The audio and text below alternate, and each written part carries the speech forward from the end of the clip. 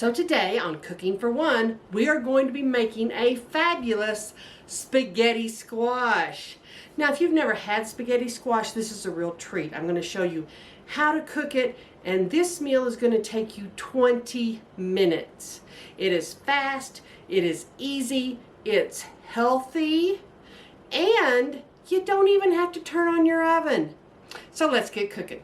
Now, the important thing to know when you're first going to cook your spaghetti squash is that we are only going to par cook it at first. You really just want to soften up this squash enough where you can cut it in half and get the seeds out. If you cook this with the seeds in the entire time, it'll give your squash a bitter, woody kind of flavor. So you want to cook it just enough to get the seeds out. And for any squash, no matter what size you get, it is about 1 minute per pound. So if you have a 2-pound squash, 2 minutes. If you have a 4-pound squash, 4 minutes. That will par cook it enough for you to get the seeds out. And before you cook it, you want to be sure and remove any labels that are on your squash and wash it good before you put it into the microwave. Anywhere those labels stay on the squash will burn in the microwave, so don't do that. Now, once you have your spaghetti squash all washed and the labels removed, you're going to want to poke about 8 holes in it before you put it into the microwave. These holes just need to pierce the skin a little bit. They don't need to go all the way through, and you're just going to put some on each side carefully. These squashes are very, very hard, and you can tell this one's very juicy. It's liquid running all over the place, but that's why you put holes in them, because that liquid creates steam, and if you don't put holes in it, it could explode, and nobody wants that. So put about 8 little holes into it. This is about a 3.5 pound squash, so I'm going to put it in for 3 minutes. Now, your spaghetti squash is going to be very hot, so you want to take it out and set it aside for a few minutes before you cut it. And while that's going on, let's make our vinaigrette that's going to dress our spaghetti squash. Get a jar with a lid.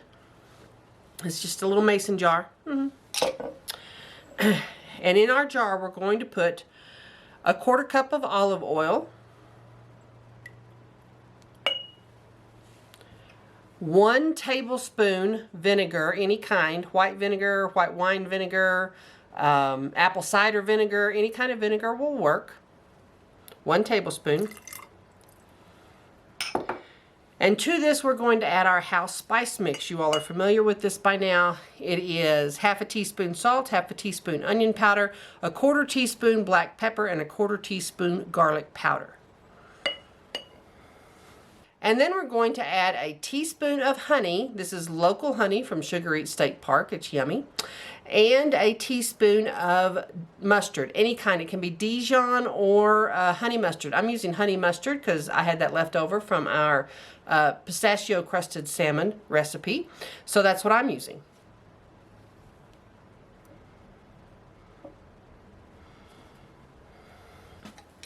Now we're going to put our lid on that, and we're going to shake it up. This is going to be your dressing for your spaghetti squash. And it's not a lot, so this is not going to be a heavily dressed squash. This is a light, summery type of squash dish.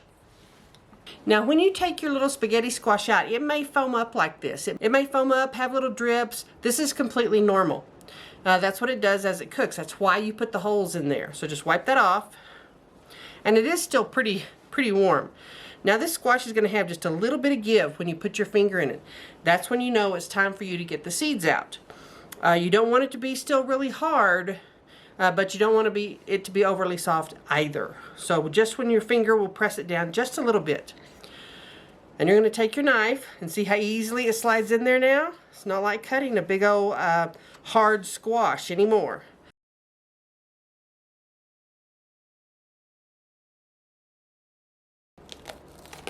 Now you'll be able to split it right open. And you see it's partially cooked, but still not quite cooked. So this inside center will be easy to scoop out as well. And again, be careful. This is really hot. So you may still need a dish towel or something of that nature to hold on to it. And one little secret to getting these seeds out easy is to take your knife and run it around the edge first. That way these seeds will scoop out a lot easier.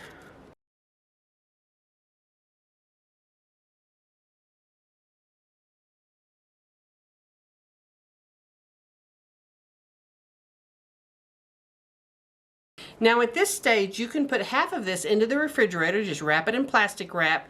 It will keep for several days, and if you want to eat that one later, maybe use a different type of sauce, like a marinara sauce or an Alfredo sauce or something like that, you can do that. And now we're going to prepare this to finish baking in our microwave. And the first thing we're going to do is we're going to take a tablespoon of butter. We're going to put this butter on our squash. And you just paint it on there with your little brush. This really helps the flavor of the squash. Yes, you can use olive oil, but the flavor won't be quite as rich. The butter really adds something. And a whole tablespoon, it feels like a lot, but you've got to remember, we're going to fluff this up into little spaghetti, and so you're going to need quite a bit. So paint it all over. And I will also drizzle this with just a little bit of salt and pepper. Not a lot, just a little bit.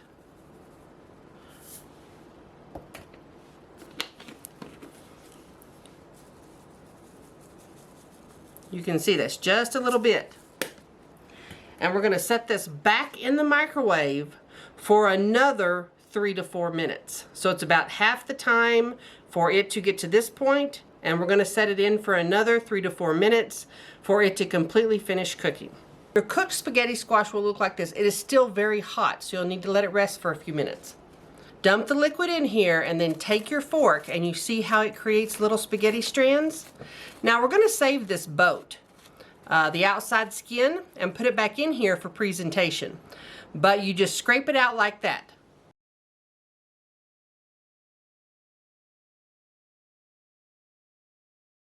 Now you don't have to get all of it, but most of it. So it looks something like that. And then you'll set this little shell aside, and we're going to put that back in there for our presentation. Now into our bowl, we are going to add a 1/4 cup of black olives and a tablespoon of capers. If you've never tried capers, they're a wonderful tart, sour addition to any type of salad or vinaigrette. And this is about a 1/2 cup of pepperoni. This is what I'm going to use for the meat in this dish, but you can use any kind of salami, any kind of Italian-y sausage, anything like that you can use. This is about a 1/2 cup. Now if you want this to be completely vegetarian, instead of a meat, maybe you can add marinated artichokes, would be wonderful in this dish. And you remember the cucumber salad we did last week that had the tomatoes, cucumbers, and onions? That would be excellent in this salad too. So if you still have some of that in the fridge, you can use it in this salad too. And I'm going to chop up my pepperonis into quarters so they're just a little bit smaller, and they will distribute better throughout my spaghetti squash. And I'm also going to chop up 1 mid-sized tomato.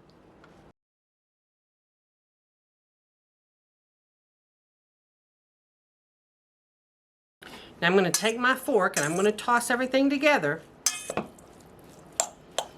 Now one of the reasons I don't add more salt or anything of that nature is because this meat and the cheese we're going to add at the end are both salty. So you want to be careful about that. And now we're going to add our vinaigrette. Shake it up again really good.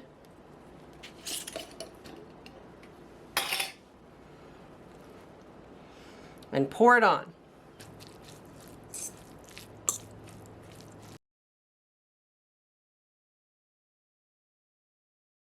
Now this is going to make a lot more than actually fits back in your boat, but that's good. You'll have more for later.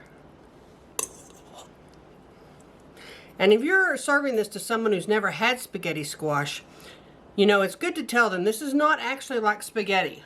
Spaghetti squash has a crunchy texture, and it is truly a vegetable. So while a lot of people like to say that it's a replacement for pasta, it's really not.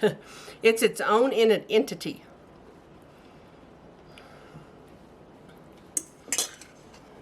Now we're going to add about 1/4 cup of Asiago cheese. You can use Parmesan, mozzarella, whatever you have, but for this dish I like Asiago.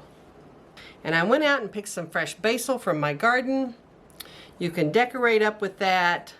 Put some fresh basil in it. And this is truly a fabulous dish for any summer day or any time really. And during the fall, spaghetti squash gets really inexpensive. So this is one of those dishes that can go a really long way.